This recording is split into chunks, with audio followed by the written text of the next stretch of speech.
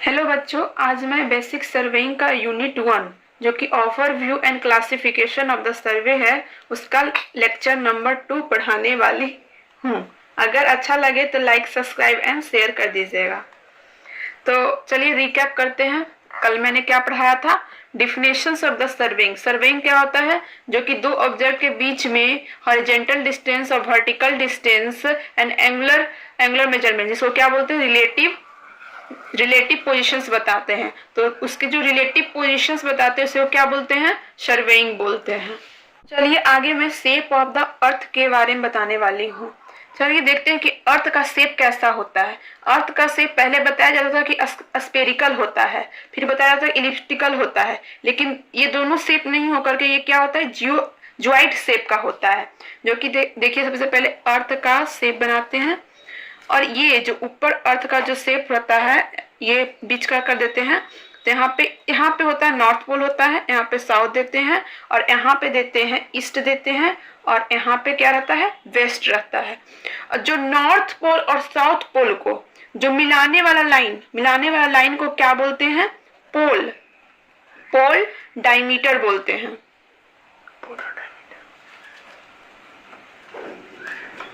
Polar diameter बोलते हैं। And जो ईस्ट और वेस्ट को मिलाने वाले लाइन को क्या बोलते हैं? इक्वेटोरियल डायमीटर बोलते हैं। इक्वेटोरियल डायमीटर बोलते हैं। अब पोलर डायमीटर का कितना होता है? कितना पोलर डायमीटर में इसका डिस्टेंस है यहाँ नॉर्थ पोल से साउथ पोल का?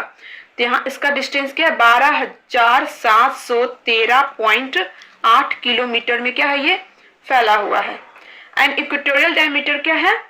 इसका 12,756.75 यहाँ पे क्या है? किलोमीटर में ये फैला हुआ है। चलिए तो इसी को हम थ्योरी में लिख देते हैं। क्या था फर्स्ट पॉइंट? क्या बताए थे कि the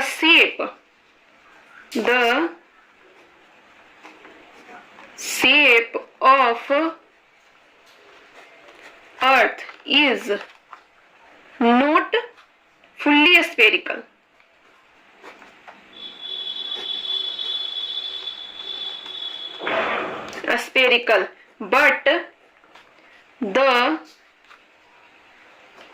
But the shape of earth is oblate,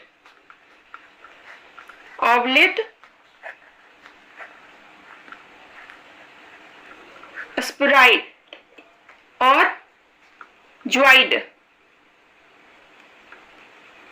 इसको क्या बोलते हैं? द शेप ऑफ द अर्थ क्या होता है? फुल्ली स्पेरिकल नहीं रहता है, बट क्या रहता है? ये shape of the earth oblate spheroid रहता है, या फिर इसको क्या बोलते हैं? इसी को क्या बोलते हैं? ज्वाइड बोलते हैं।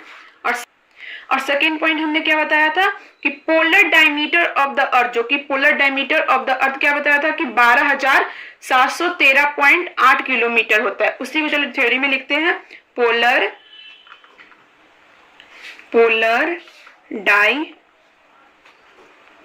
Diameter of earth is 12,713.8 kilometre में क्या है? वो ये फैला हुआ है।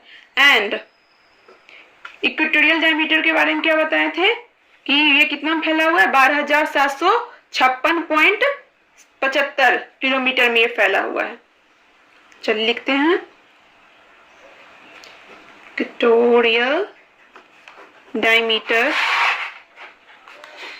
Diameter of earth is 12,756.75 kilometre में फैला हुआ है। थर्ड पॉइंट हमने क्या बताया था? अब थर्ड पॉइंट चलिए लिखते हैं यहाँ पे। अब जो ये पोलर डायमीटर और इक्वेटोरियल डायमीटर का डिफरेंस क्या होता है, कितना रहता है, उसके बारे में चलिए लिखते हैं थर्ड पॉइंट में। डिफरेंस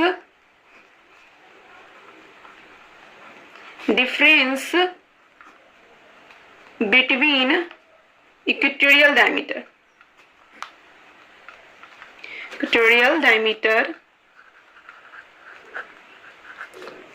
and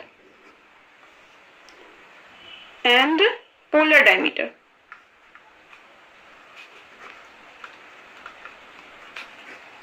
Diameter of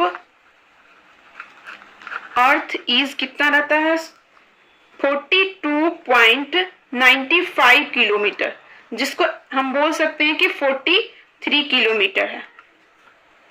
अब आगे पॉइंट लिखते हैं कि टोटल एवरेज ऑफ द अर्थ उसका कितना होता है, डायमीटर, अर्थ का डायमीटर टोटल एवरेज में बताते हैं। तो average diameter of earth is 12,740 kilometre में ये फैला हुआ है। चलिए अब सर्वेइंग क्लासिफिकेशन के बारे में या फिर टाइप के बारे में बात करते हैं। चलिए क्लासिफिकेशन या टाइप ऑफ सर्वेइंग।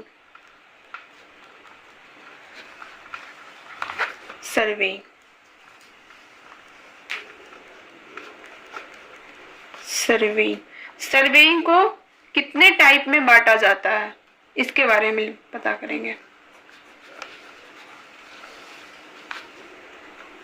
सर्वेइंग को दो क्लासिफिकेशन, जैसे कि एक होता है primary classification and secondary classification of surveying होता है। चलिए लिखते हैं primary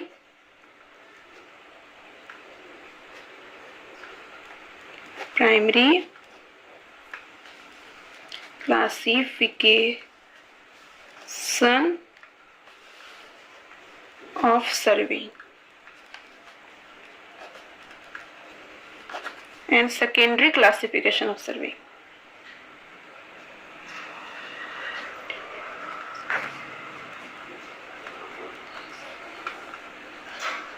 Classification of surveying.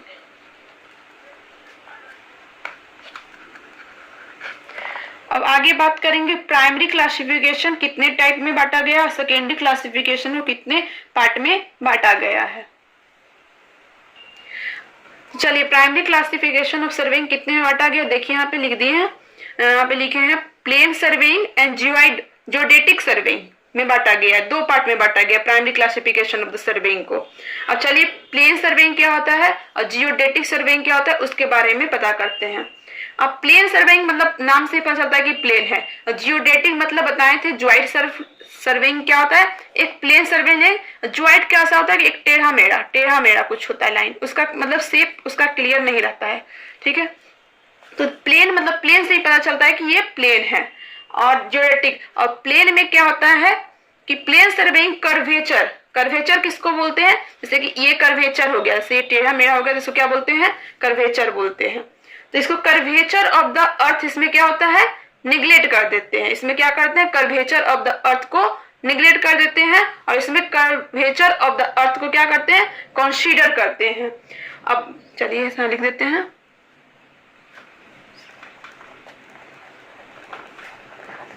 Curvature of earth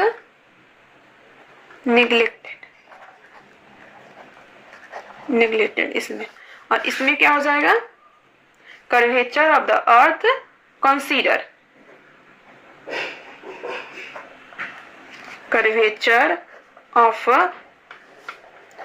earth is consider.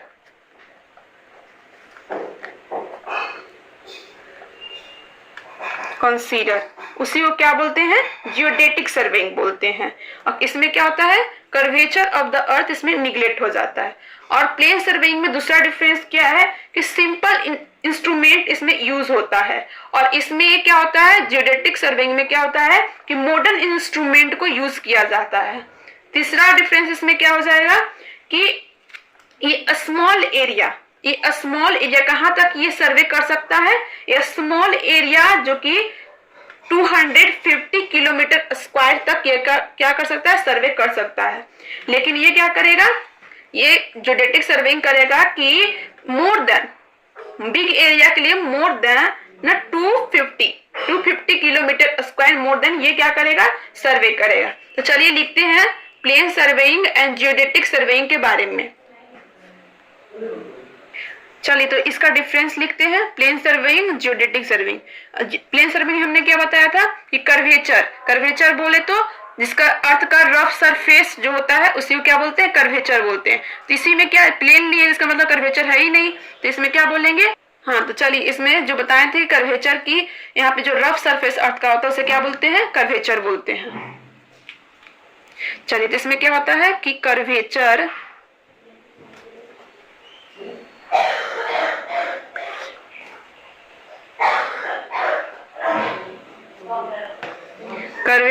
Of earth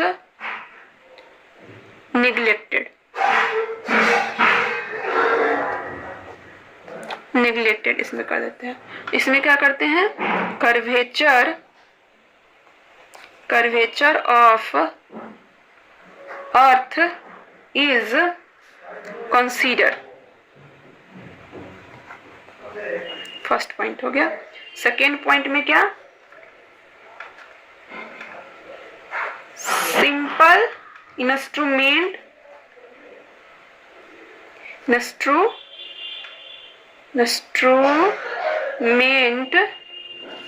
use. इसमें modern instrument use,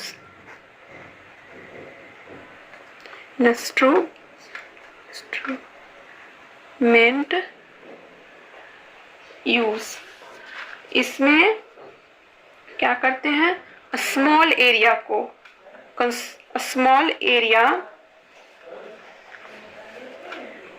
up to 250 kilometre square को क्या करते हैं, सर्वे करते हैं। इसमें क्या करते हैं, बिग एरिया कंसीडर करते हैं मोर देन 250 किलोमीटर स्क्वायर।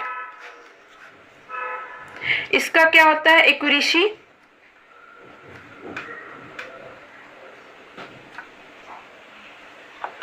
एक्यूरेट इसका क्या होता है, लेस एक्यूरेट होता है। ठीक है, इसका लेस एक्यूरेट होता है। इसका क्या होता है एक्यूरेट, इसका एक्यूरेट क्या होता है, मोर एक्यूरेट होता है, एक्यूरेट होता है।